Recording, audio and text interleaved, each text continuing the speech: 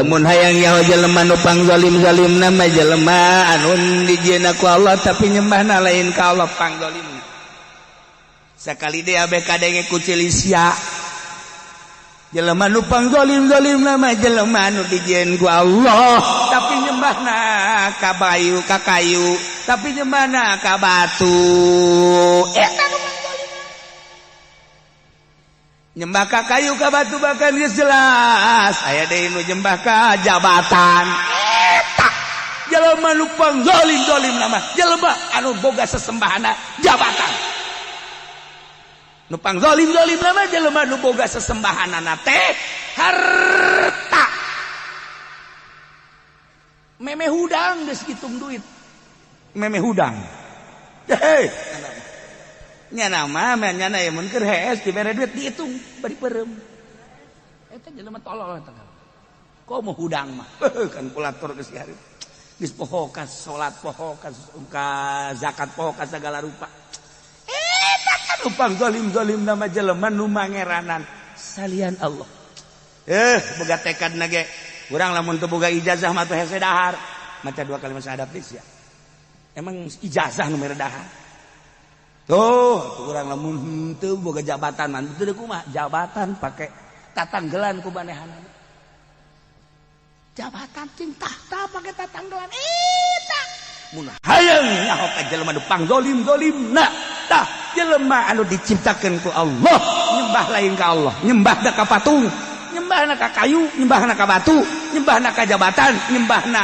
ka harta nyembah ka salian ti Allah boga rarasaan bahwa eta teh boga kekuatan rarasaan teh harta boga kekuatan rarasaan teh dunia boga kekuatan rarasaan teh jabatan boga kekuatan asa aing sagala rupana boga kekuatan patung boga kekuatan harta ka keris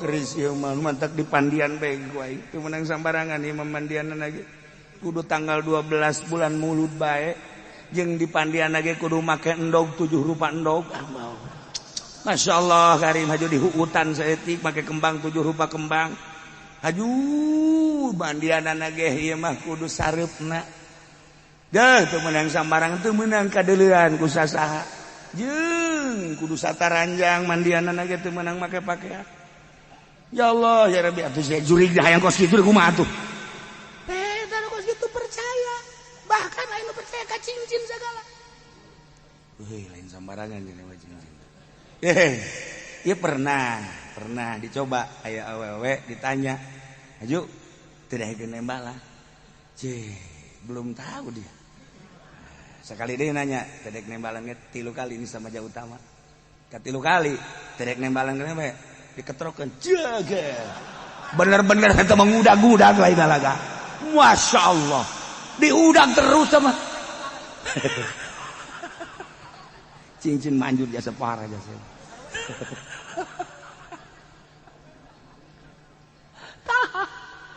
laula ya cak Kangjeng Nabi langsung ti Gusti Allah faman azamu mal aya jelema nu leuwih zalim mimman iftara 'ala Allahi kadziba tibatan jelema anu ngabohkeun ka Allah pajar teh aya pangeran salian ti Allah padahal mah pangeran teh panu nyieun langit bumi katut eusina Allah lah anu urang kuari dihirupan ku Allah sakedeung deui urang di maotan ku Allah bakal menghadap ka Gusti Allah kunaon nyieun sesembahan salian ti Allah patung, kayu, batu, dunia, jabatan, cincin, segala keris dan lain sebagainya. Cenah kiai, aya tepan para wali mau keris. Hayu kumaha? Lain neangan keris, kerisna datang sorangan. Henteu percaya ka keris. Sakumaha Kangjeng Nabi Musa alaihissalam diberi tongkat emang hayang Kangjeng Nabi diberi tongkat sebagai tanda kewalian Kangjeng Nabi Musa sebagai tanda kerasulan sebab di dialah engke bakal timbul wahyu-wahyu Allah kumaha sakahayang ti Allah apa percaya kana tongkat teu ka Allah jadi urang ku ari lamun boga keris pasti salah ngan bosok di pandian di pandian atuh keris di pandian anu bukan atuh mandi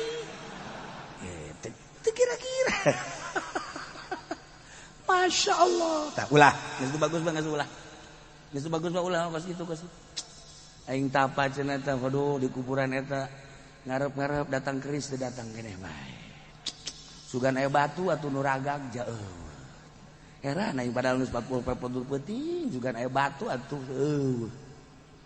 bebeja ka urang tek ragag gitu batu buade gitu.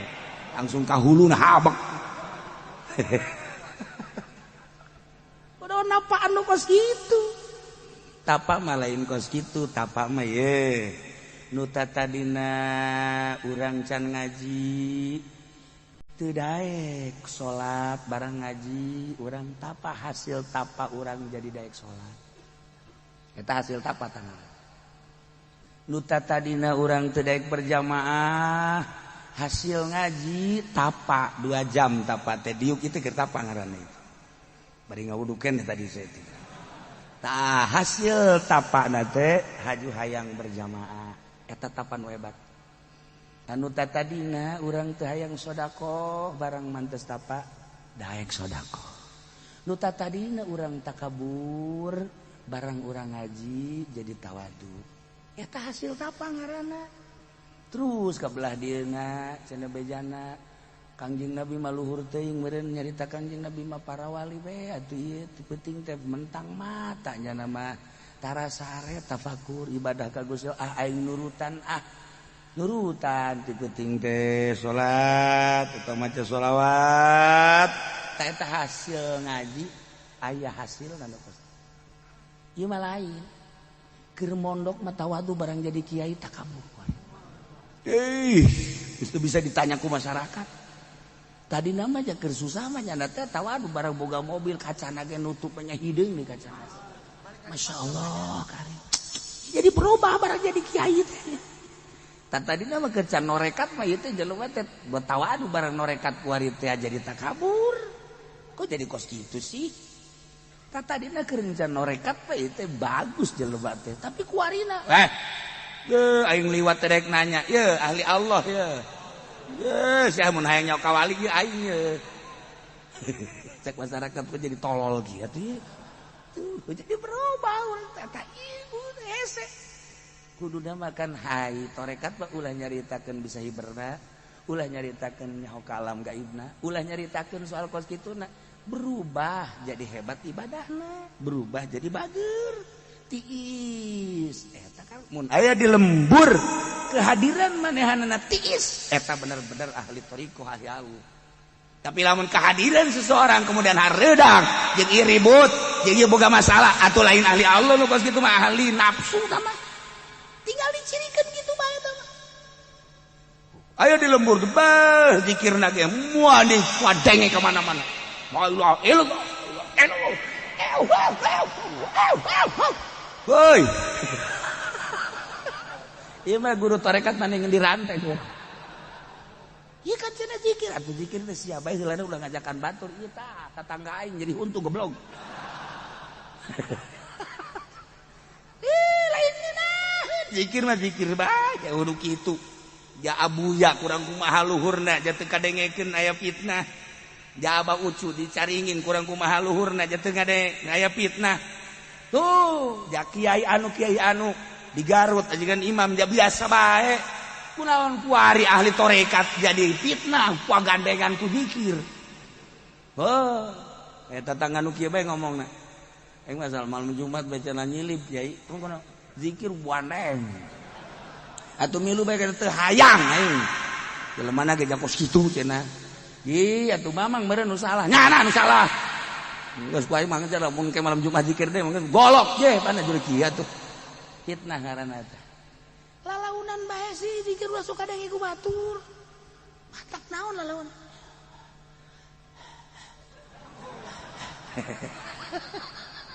Kan kita tetangga teh kaget.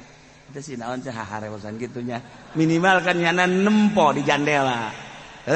Jadi ai gandeng mah kan greget batur. Ai kitu mah kaharewosan kan aing penasaran naon nu diwirid sih kan gitu kan. Nyana ke nurutan di imah. Tanyakan ku pamajikan, "Kak, eta naon?" "Jaki kituan."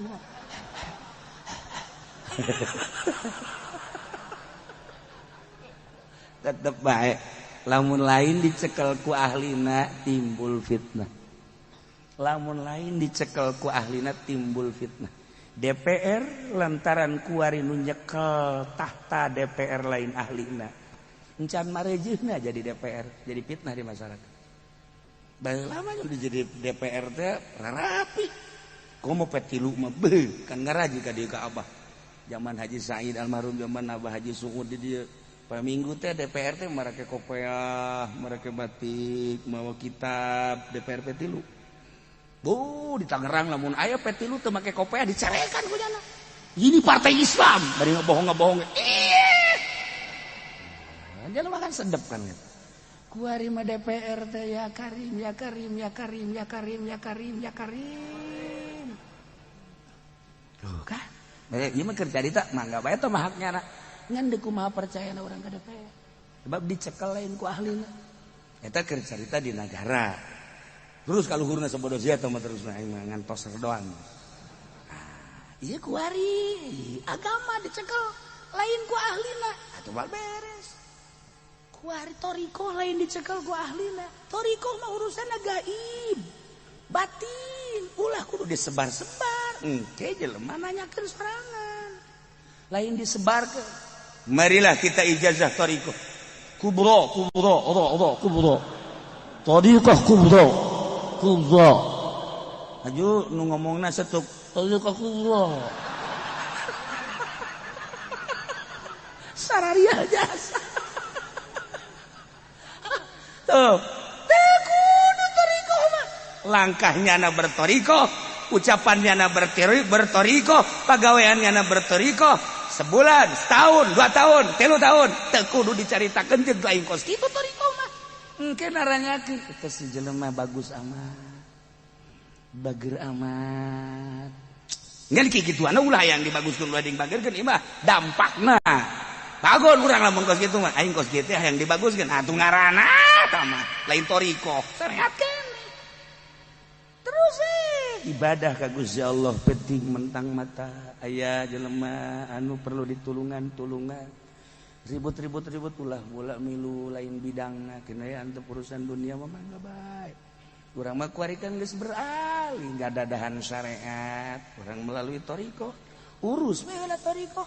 Engke jadi perhatian manusia. Kok beda sih? Beda kadeuluna lain deui. Anu datang ge. Waalaikumsalam. Abdi teh bade ijazah toriko. Ih, atuh sanes ijazah toriko ka dieu teh. Sakali mah teu, 2 kali mah teu. Terus lamun endeu teh mah ditita anu heula anu nurut karak. Bener berarti. Ieu mah lain. Waalaikumsalam. Abdi itu bade ijazah toriko. Wah, emang ieu mursyid. Entos ulah ka mana-mana. Teu aya deui nu mursyid iwal ti abdi. Bahkan haji nage kuari geus digelaran haji mursyid. Abdi ngaranna haji mursyid, gelarna gelar mursyid, abdi teh geus mursyid, geus pangmursyid-mursyidna. Bejaan masyarakat kabehan. Tarolol goblok. Tolol boloon. Naon tah? Fitnah. Tenang dari coba. Nanti itu nage. Di mana-mana dimarahan ulah marah toriko. Di mana-mana batur teu silaturahmian. Di mana-mana batur ngomongkeun ulah ngomongkeun. Eta toriko. Ieu mah lain. Batur encan marah can goblok. Teu bisa sia teu jadi anak buah aing. Goblok sia mah. Sujud sia. Lamun teh sujud awas sia. Tugal ledeng sia. Toriko si kos kitu. Enak. Nah, mantek besi aya di lembur-lembur ngembang-ngembangkeun toriko segala gandeng-gandeng zikir geus ulah dituturkeun. Fitnah. Tenang toriko mah ngabagusan lain ngagorengan lain ngafitnahan. Teu meunang ngajakan toriko mah engke loyog sorangan hayang wauh ka Allah. Urang teh ka mana? Ieu neanganana. Waalaikumsalam. Abdi teh ngaos entos di anu santri atuh boga ngan hayang wauh ka Allah. Teu bisa wauh ka Allah baca kula kencan wauh ka Allah. Kitu toriko ieu mah lain. Ya hayang wauh ka Allah. Makana Aican wau ka Allah mah tuh hararesen naon ya geus bertetangga jeung Allah. Da ubal-ubal ngabesan di budak jeung Allah. Sial dah gua di toriko. Aduh ya Allah ya Rabbi. Eueuh digelar-gelar kos itu teh aya toriko mah batin. Geus batin deui. Deuleu guru-guru urang nu bara heula. Engke gerak kanyahoan toriko mah masyaallah karim. Can gerak. Gerak teh kanyahoan atuh hese jebak toriko mah urusan batin. Henteu kudu dipang-pang silsilah. Ieu budang ti anu teh juru mursyid pendi segala. Podol seron kudu dimursyidkeun. Masyaallah. Teu daeke toriko nu asli ibadah ka Gusti Allah. Ngawaukeun diri ka Allah teu kudu kanyahoan ku makhluk eta toriko. Engke kanyahoanana langkahna jeung ucapanna jeung tingkah kok berbeda sih jeung nu sejen. Mana berbedana? Hiji teu daek ngridit. Kecuali neruskeun. Sial jasa toriko goblok. Dua dibere ku pamarentah badaekeun aya toriko. Moal daekeun. Wajen ku kumaha ge. Ulah nyaritakeun haram atawa teu kudu nyaritakeun haram jeung halal. Sebab naon? Batinna geus teu narima. Ya lamun aya kiai masih kene noriko masih kene narima duit pamarentah lain toriko teh batal. Wayab tulu toriko tuh. Batal. Bahkan lain toriko na kiai na wayab tulu kiai batal. Jadi walusur ila salian kiai wa huwa bajingan. Mas gitu eta. Ngan lain berarti ulah ieu keur carita kan keur carita toriko. Atuh mangga bae rek jeung proposal lo masalah. Mesin dek atuh kehalangan kuku atuh biasa bae sih. Lah cenah aing moal silaturahmi ka Ki Uci atuh lolos aing mah ditanten henteu. Meret itu sia kae. Kecuali mere kiai ye menang proposal hasil alhamdulillah 100 juta yang kiai bae ye 30 juta. Jieu tuh kabeh bae sih. Ulah. Tah, ieu keur carita. Sanu leuwih zalim.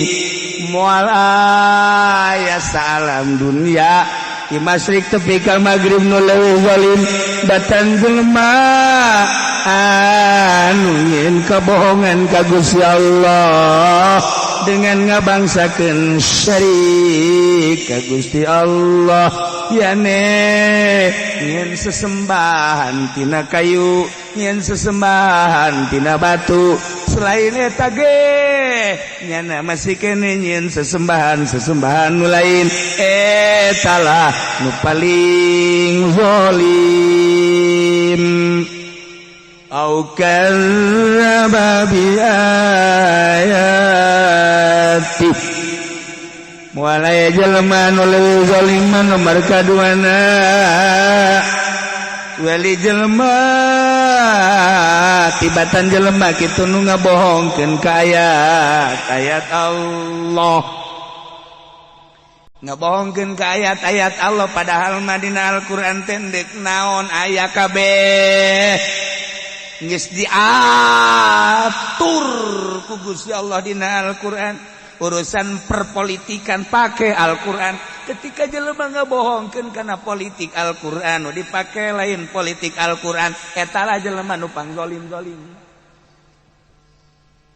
Carita perekonomian kurang kumaha dina Al-Qur'an nek nyaritakeun langsung tina Al-Qur'an asal bisa terjemahkeun ku Kangjeng Nabi melalui hadisna diterjemahkeun melalui ijma ulama hayang sabaraha juz kitabna nyaritakeun tentang perekonomian yakni muamalah.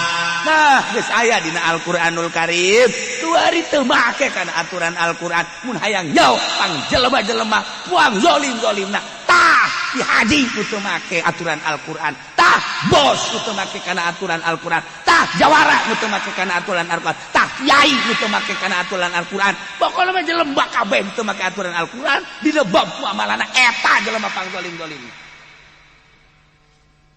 Dengek ku jelis ya.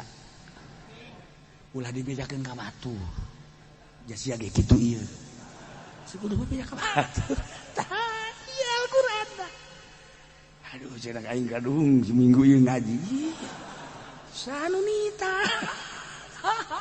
Kadzdzaba bi ayat. Mun hayang ya jelema naon pangzalim-zalim nama jelema anu dagang karung teu make aturan Al-Qur'an nyokot di pabrik dengan cara nyogok pangzalim-zalimna. Ulah neuleuh ka dieu. Tenang wae tenang. Oh, pangzalim-zalimna. Oh. Masya Allah kari.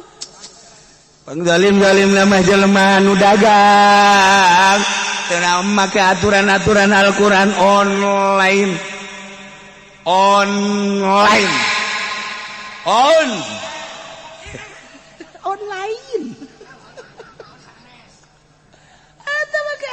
Teu make aturan Al-Qur'an apa?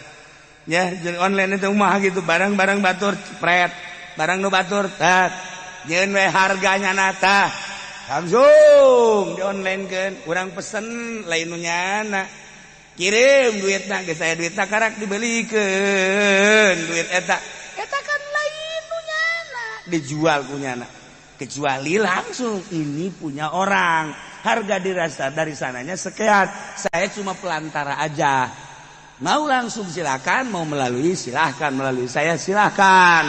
Cuman jelaskan harga dari sana segi sekian. Jadi kalau melalui saya, taruhlah saya kasih atuh buat ongkos-ongkos pulsa. Ya, eta halal bos itu mah. Eta tina segi manajemen. Adapun barangna kudu dijelaskan deh keaslian, model kos kitu dan lain sebagainya. Online eta mas meragukan. Kuari mah kiai nu dagang online. Nu boga showroom HP kiai, nu online nage kiai, nu ngajakan nage kiai, anu ngajakan narakan nage kiai. Kiai. Lain padu-padu sia.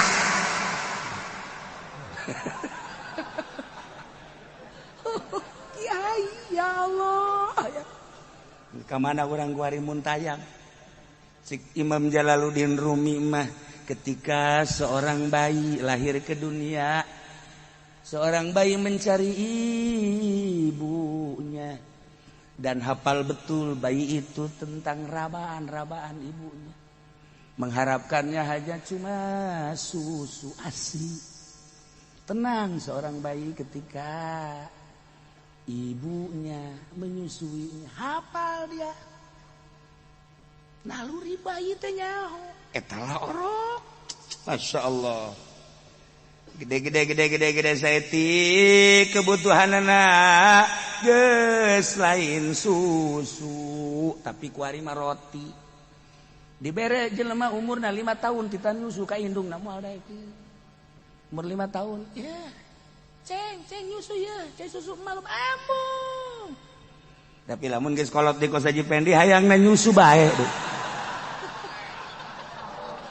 Tama sial nih, tama orang goblok tama. Tama teh dititake aya jahe ge main toel-toel bae. Nyusu dong, goblok kan.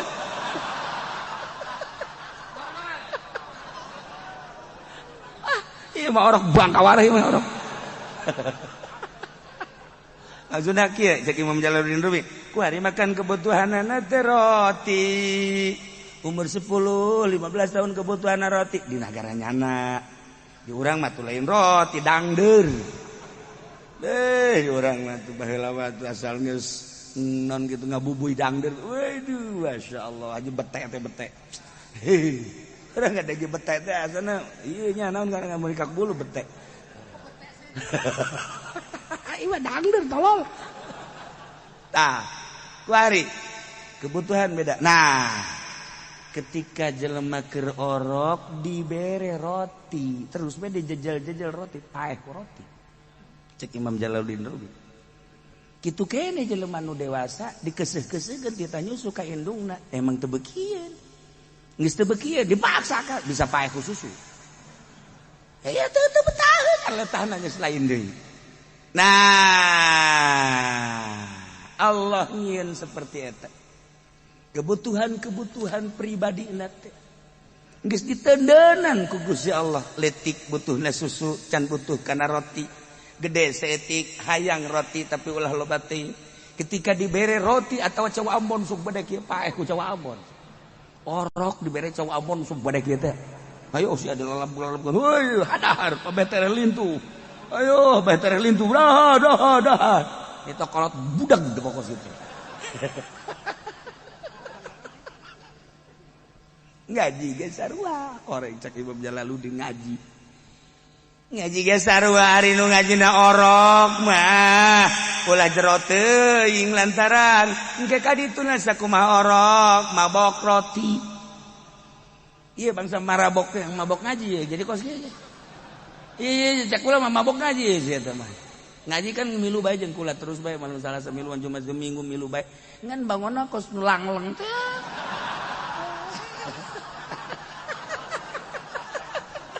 Kula ge sok mikir apa aing salah ya. Ingat ka surah Jalaluddin Rumi. Meureunana mabok ngaji ka jeung kumaha ge. Jalangleng sia teu kadeung. Teu nyadar teh kitu tah. Sesuaikan jeung kebutuhan-kebutuhanana. Sebab jelema teh kadar na sakitu ai urang mah kuari geus rada deres. Deres kumaha? Urang mah iman ka Allah. Berarti kan eta teh iman makan qalbu mata hati urang geus muka. Urang geus percaya ka Allah nu maha gaib. Percaya ka Kangjeng Nabi sebagai utusan Allah. Percaya kana surga, percaya kana neraka. Menang saha eta kos kitu? Disatukakeun urang aya jelema nu palinter, disatukakeun urang aya jelema nu garaga, disatukakeun urang aya jelema wah hebat, tetapi teu percaya ka urusan ketuhanan Gusti Allah. Teu percaya kana karasulan Kangjeng Nabi. Moal bisa dikumaha-kumaha sebab teman nu mukakeun jeung nu nutupkeun Allah. Nyangakeun sadaya-daya ka Gusti Allah tinggal ulah mikirannya anak, pikiran urang bae. Alhamdulillah, Masya Allah. Urang mah kuari Gusti diberi iman asli, iman ke Allah. Neuleuh batur mah pangeranana teh kayu, pangeranana batu, pangeranana jabatan, pangeranana tahta, pangeranana duit.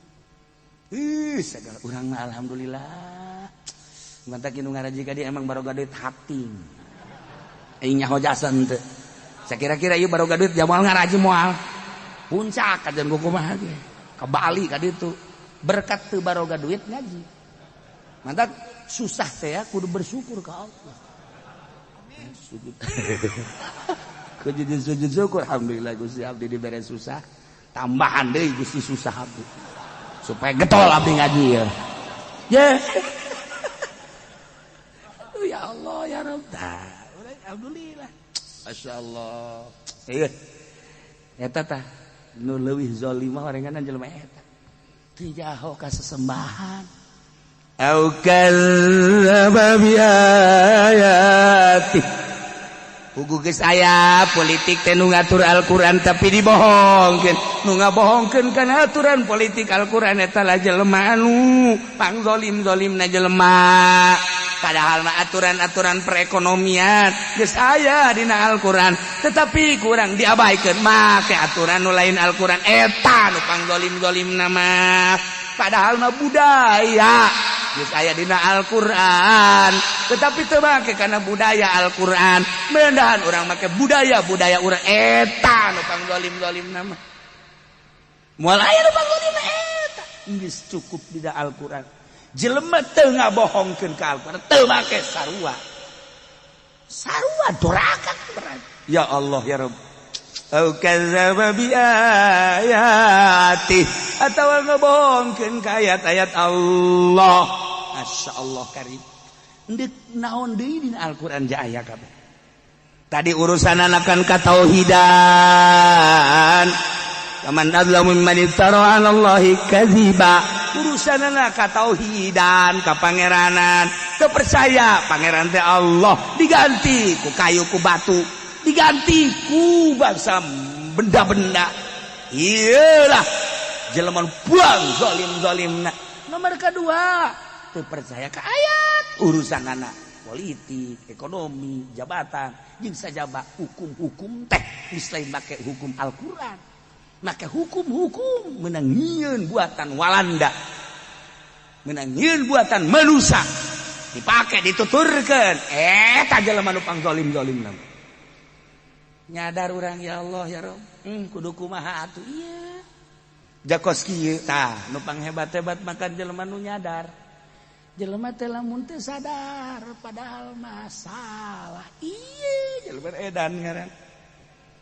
Geus kajen teh mah urusan negara, geus kajen teh mah urusan perekonomian gede.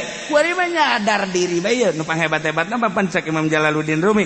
Urang nyeungseurikeun ka diri urang. Eta hebat. Ulah kabatur nyeungseurikeun ai urang teu diseungseurikeun ku urang-orangan. Diseungseurikeun urang nu hebat bae Imam Jalaluddin Rumi teh sok senyum sorangan, seuri sorangan nyeungseurikeun awak sorangan. Eta nu hebat mah. Sok geura misalna Haji Pendi ye beseri sorangan. Kasunyum sorangan. Eta teh ulah disangka error, eta teh wali. Wali eta kosip. Ngan labas. Tetep kudu bakal grogol. Kan kuduna makan kieu urang teh. Ya Allah ya Rabb. Ini ulah pikiran batur ulah. Politik ulah di pikiran, ekonomi ulah pikiran, budaya ulah pikiran dunia pemerintahan, dunia gitu per DPR-an, per MPR-an, dunia perpolisian, per TNI. Ulah urang mehelanan. Awak geus sabaraha taun sia teh awak hirup di dunia. Geus saya kan 60 tahun, saya tik deui ka target Kangjeng Nabi. Mun kurang mun leuwih terserah. Geus loba babaturan sia awak anu geus barali ka alam barzah. Jadi gagah-gagah ge tetep bae sia teh bakal bae tetep bae. Gajeun kukumaha ge eta teh pasti jas. Aju ieu kuari neuleus sia awak. Kuduna makan geus lantip ibadah ka Gusti Allah umur sakieu. Geus ulah aya kegiatan-kegiatan urusan-urusan bangsa nu teu paruguh. Geus wajar sia teh ngadeukeutkeun diri ka Gusti Allah. Geus ulah loba kegiatan da geus kolot. Meureun dahar sanajan teu puasa ge nya etika pake ulah jukrem-jekrem teuing nya geus kolot ieu. Geus atur meureun waktu teh jam 7 jam 8 ka masjid salat duha. Terus kabelah dieuna meureun mantep salat duha teh meureun sajuz bae mah maca Quran atau maca sholawat pantes awak sia kos kitu tah. Engke terus berjamaah memeh zuhur teh minimal saparapat jam deui ka jam 12 geus aya di masjid kadahanan sajam deui mah atau setengah jam pantes ya awak. Kitu kene asar komo magrib setengah jam deui saparapat jam deui geus aya di masjid ku pantes ya awak. Geus di magrib mah ulah balik ka isya. Tungguan naon mantak naon dimaca-maca sholawat atau zikir maca Quran geus sia geus kolot ulah ibrag-ibragan cara nu ngarora. Geus beres salat isya, geus beres witirna karak sia balik ka imah geus ulah loba omong brek langsung sare. Jeung geus kolot ieu maksudna engke jam 1 hudang deui. Eta bae ngamalkeun ayat suci Al-Qur'an wa minal laili fatahajjad bina nafilatal laka asa. Nah, geus itu ulah ngan sakadar dongengna bae ieu teh tahajud teh 2 rakaat atau 4 rakaat. Terus neuk sare deui saeutik sare deui ke hudang-hudang subuh. Kitu sia awak pantes lamun kos kitu jaga kolot. Gua hari masa balikna ajuk ieu hei sia kuduna makan kitu tawak aja. Tapi sia isuk-isuk aja kadeuna sia mah tuh mutak-metak kos karang itu keneh bae. Jeung serikeun awak lagi. Tolol sia awak goblok. Sia awak goblok tolol. Batur bagus saya di masjid zuhur teh atuh sia masih kene main catur kan. Sia awak goblok tolol di kampak sia gua. Bari mawa kampak leutik urang kan. Sia awak goblok tolol.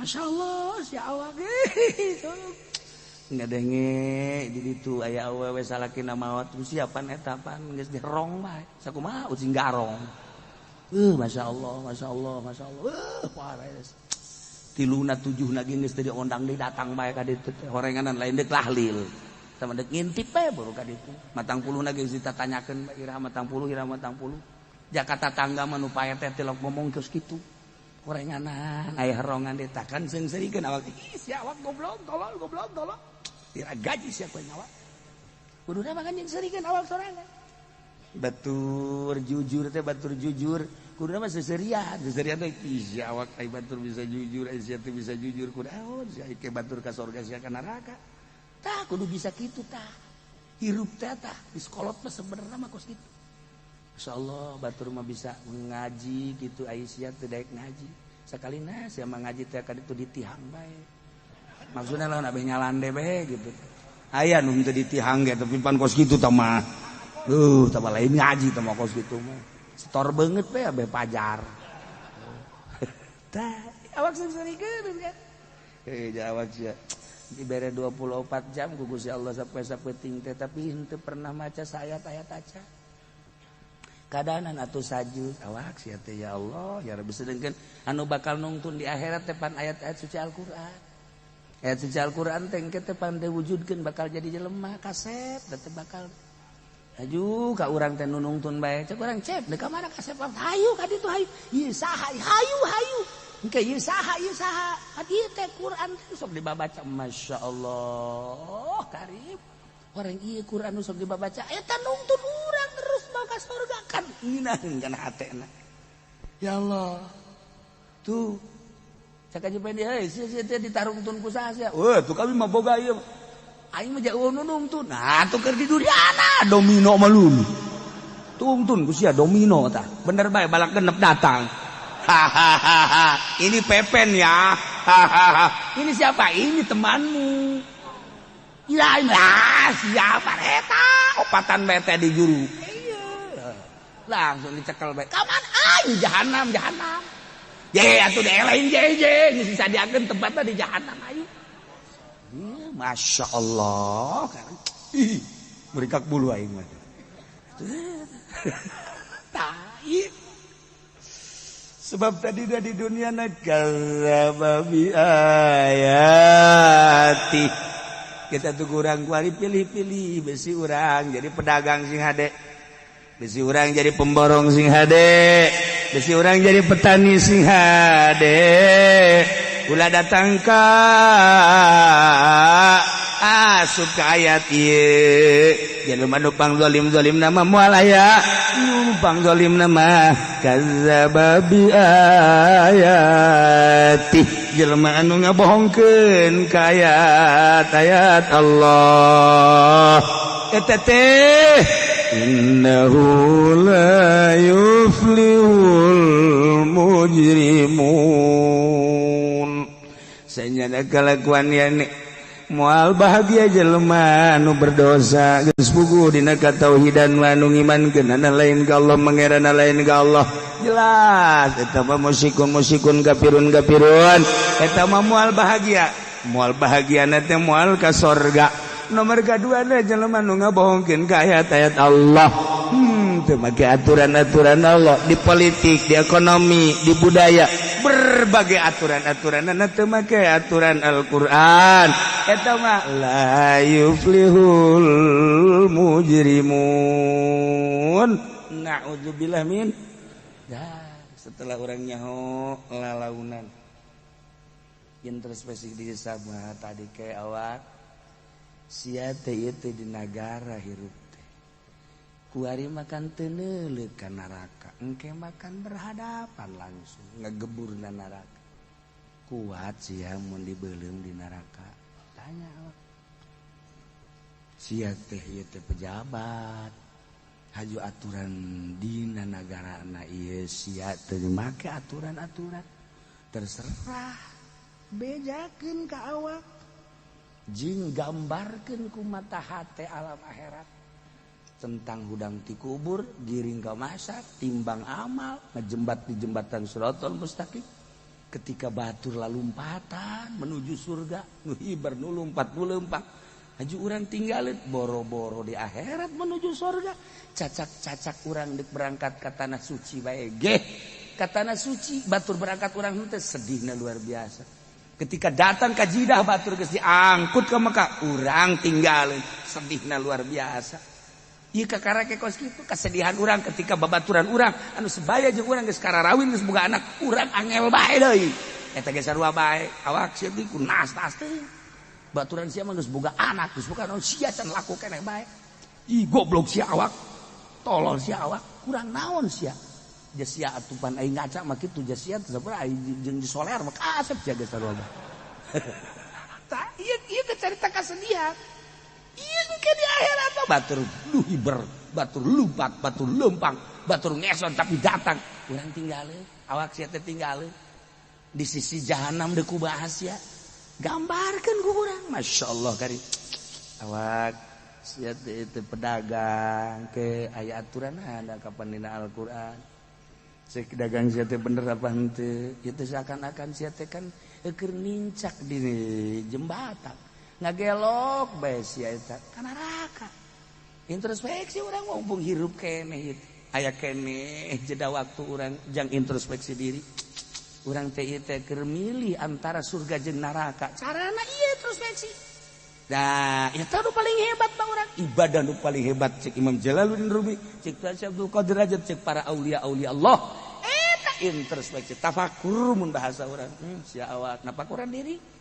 Sia awak jeung sedikit diri eta pugu sia teh lain kiai kok hayang di kiai-kiai seserian awak urang awak hayang di kiai-kiai ku batur padahal aja lain kiai mondok teh naon teh berarti akan awak aing tolol kan aju ka batur teh pencium tangan teh cium dong dibulak-balik bae eta geus jang bodal jadam geus aya di si eta dulu nanti survei diri Allah ya Rabb awak sia teh naon atuh ieu derajatna naon atuh kamulyaanna kok make jeung hayang dimulia-mulia ku batur sia awak nanaonan sia awak batur mah tawadu pinter aya di nyana tapi teu ngarasa pinter gagah aya di mana tapi teu ngarasa gawe sugih aya di mana tapi teu ngarasa sugih ibadah ka Allah sakitu hebat tapi ngarasa can bisa ibadah ku bisaan batur mah deh urang mah kakarek puasa Rajab bae ge budak di online-keun salah sia kieu ngomong teh mah dek online bae. Tuh kabeh. Sanagaranya hueun kabeh. Masyaallah. Wallah alam puasa wallahu henteu sebenarnya. Tuh. Iya kan? Kudu mah disumput-sumput. Sedekah tangan kanan, kiri cek Kangjeng Nabi ulah nyahoeun. Eta teh maksudna naon kinayah ulah dibeja-beja. Ieu mah sedekah. Lain geura bikeun ke cenah jelema. Lain engke geus kumpul kabeh ka arah. Geus karumpul kabeh. Merena ge soting. Ya. Tah, geus kitu geus teu bagus. Geus teu bagus. Mendak model toriko disutong-suting sutang naon urusan batin. Kok dizohirkeun sih? Lain kitu. Ya geus saralah. Geus saralah. Mendak hasilna kuari torikoh teh dunia hasilna dunia takabur hasilna kuari jekrem hasilna kuari pemarah hasilna kuari sombong hasilna kuari ribut torikoh teh pasti naon eta salah langkah jadi aya aturan-aturan ieu syariat ieu torikoh engke kalau komo geus dibere hakikat urang dibere hakikat kan kabeh ge berhakikat ya urang mun nyaritakeun hakikat ieu teh kan tajalli Allah tajali Allah ya teh Allah Rahman Allah Rahim Allah aya di urang kabeh ieu teh keur tajali ja urang boga tanaga ti Allah urang boga kersa ti Allah urang boga kicep ti Allah urang boga denge ti Allah urang boga tanaga ti Allah urang boga kahayang ti Allah atuh berarti kan ieu teh tajali Allah asli nama ngan urang mah lantaran di hak di syariat teu meunang kos kitu ketika geus dibere mah urang ku Gusti Allah ya Allah ya Rabbi aing teh kahiji teh jeung Allah rengana padahal mah jeung manusia tapi perasaan jeung Allah ku sababna tajalli Allah eta kakarak ke judul ke cara kadituna mus dibere masyaallah urang sorangan ngarasakeun teh poho bisa sapoe urang embung keluar 2 poe urang keur ngarasakeun nikmatna berhakikat teu hayang kapanggih jeung jelema teu hayang eta mah makhluk keur jeung Allah we nikmat jeung Allah keunaheun teu dipake ka aya ketika amprok jeung jelema asa lain jeung jelema asa jeung Allah lamun urang kos ditu dipake di syariat atuh sasar aing sasalaman sesama Allah kita sasalaman tolol pan goblok tuh kita beunang eta badak pagawean hakikat ulah dibeja-beja ka torikoh ulah bebeja ka syariat bae cara urang penemuan di torikoh loba engke teu meunang ngaranna ge batin engke dibere rasa ieu rasa itu rasa ya Allah ya ulah dibejakeun kecuali keur ngabahas hikam misalna ihya misalna atawa dipatali jeung Al-Qur'an patali jeung eta tuh gitulah para jamaah kaum muslimin wal muslimat rahimakumullah jadi horenganan eueuh nu pangzolimna kecuali nu kafir jelema nu musyrik jelema nu murtad etalah pangzolimna jelema nu sesembahana lain Allah. Nomor kedua nu pangzolim nama jelema nu teu make kana ayat-ayat suci Al-Qur'anul Karim berpolitik berekonomi berbudaya dan lain sebagainya teu make aturan Al-Qur'an eta nu pangzolim nama menurut nu bogana Allah Subhanahu wa taala nu disampaikan ku Kangjeng Nabi Muhammad sallallahu alaihi wasallam nu kurang ku ari kadenge horenganan kos kitu tinggal nur-nurna cahaya-cahaya ilahi anu nembus ka hate masing-masing datang ka mana keyakinanana terserah tah kumaha Allah merena jeung kumaha urang narima ngajina dicukupkeun ka dieu catet halamanana dina minggu hareup urang ganti kitabna geus lain make kitab ieu insyaallah urang nyaritakeun iraha tanggal 1 Ramadan jeung bag-bagan tentang puasa ala kadar adab-adaban jeung tingkah-tingkah urang puasa ngaji nu sabihara-sabiharina urang tutup mudah-mudahan urang panjang umur dibere sararehat dibere kararuat bisa ngalaksanakeun puasa urang ka Gusti Allah ngalaksanakeun zakat ngalaksanakeun tarawih ngalaksanakeun tahajud ngalaksanakeun sedekah jeung ibadah-ibadah nu lainna lain di Ramadan bae terus saterusna urang bisa ngalaksanakeun ibadah nu dimaksud hayang meraih ridho Allah Subhanahu wa taala. Ketika urang teu kuat karena dibere kelemahan, ulah leutik hate sebab urang diberena sakitu ku Gusti Allah. Nu penting urang bisa ibadah sabisa urang. Ulah leutik hate jelema nu boga panyakit mah bener-bener teu kuat puasana. Kemudian dipaksakan bakal riweung ke diri sorangan salantaran mah asli mahna ulah puasa Allah manteu nitah ngarusak diri datang ka urang puasa lantaran boga penyakit mah asar geus teu bisa ditanya pen saya mah ditanya kos itu bantu ka pacirit tolol sasadana jero jasa atau mah hitut ka pacirit. Itu puasa dan teu puasa bae. Pancena emah aja ya kuat. Wallahu alam ya. Ya sahaya nu nanya ye. Ye babaturan ye Haji Adang. Oh Haji Adang. Haji Adang mana ya. Ayo geus kuat. Geus kuat ya geus kuat. Ye jam sabaraha cenah. Ye 2 jam deui. 2 jam deui. Ka mana? Ka magrib. Oh, sudah teh ka Bandung. Goblok kan. Teu kuat. Badi gula puasa. Geus la yukallifullahu nafsan illa wus'aha. Teu kuat gering asli geringna. Mah ulah leutik hate aya ridho Allah di dinya. Datang ka mana kuatna. Didinya aya ridho Allah, jangan menang Allah kabeh.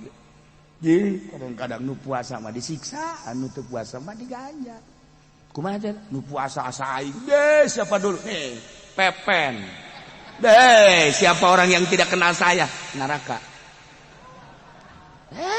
Jalo banget. Ya malah sakit diberen aku Gusti Allah nyanggakeun sadaya-daya. Jatuh hayang nama atuh kuat tapi Allah merena sakit. Cak Allah teh dedeh jakeun we. Maneh teu puasa ge da aing membere kekuatanana. Tuh kan. Keun lae aing anu nyaho maha uning aing keun we dihirupan ku aing digeringkeun ku aing. Nu penting kolbu urang dipaenkeun aing neuleuh ka hate sia. Innallaha la yanzuru ila suwarikum walakin yanzuru ila qulubikum. Nah tinggal urang Jumaanan minggu hareup urang penutupan sekalian pembahasan. Wallahu a'lam. Allahumma shalli wa sallim ala sayyidina Muhammadin fil awwalin wal akhirin. Barik wa sallim wa radiyallahu ta'ala an sadatina ashabi sayyidina Rasulillah ajma'in. Ya Allah ya Rabbal alamin. Allahumma hdina siratal mustaqim. Allahumma hdina siratal mustaqim. Allahumma hdina siratal mustaqim.